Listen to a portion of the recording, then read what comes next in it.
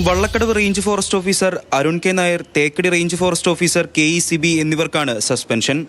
Principal chief forest conservator and head of forest force Rajesh Raveendran IFS ആണ് നടപടിയെടുത്തത്.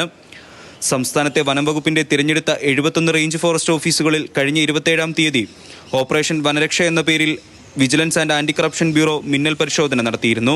പരിശോധനയിൽ Vallakkadavu range forest ഓഫീസറുടെയും ബന്ധുക്കളുടെയും അക്കൗണ്ടുകളിലേക്ക് ഒരു കരാറുകാരൻ 72,80,000 രൂപ നിക്ഷേപിച്ചതായി കണ്ടെത്തി. 2025 ജൂൺ മുതൽ 2025 സെപ്റ്റംബർ മാസം വരെയാണ് ഇടപാടുകൾ നടന്നിരിക്കുന്നത്. ഓഫീസറുടെ നിർദ്ദേശപ്രകാരം 1,36,500 രൂപ ഇടപ്പള്ളിയിലുള്ള ഒരു സ്ഥാപനത്തിന്റെ അക്കൗണ്ടിലേക്കും ഇതേ കരാറുകാരൻ നൽകിയതായും കണ്ടെത്തിയിരുന്നു. തേക്കടി റേഞ്ച് ഫോറസ്റ്റ് ഓഫീസറുടെ വാട്സാപ്പ് പരിശോധിച്ചതിൽ ഇതേ കരാറുകാരൻ തന്നെ തേക്കടി റേഞ്ച് ഫോറസ്റ്റ് ഓഫീസർ നൽകിയ വിവിധ ബാങ്ക് അക്കൗണ്ടുകളിൽ 31,80,500 രൂപ നിക്ഷേപിച്ചതായി കണ്ടെത്തി. ഇതേ റേഞ്ച് ഓഫീസർ മറ്റു 2 കരാറുകാരിൽ നിന്നും 1,95,000 രൂപ കൈപ്പറ്റിയതായും കണ്ടെത്തിയിട്ടുണ്ട്.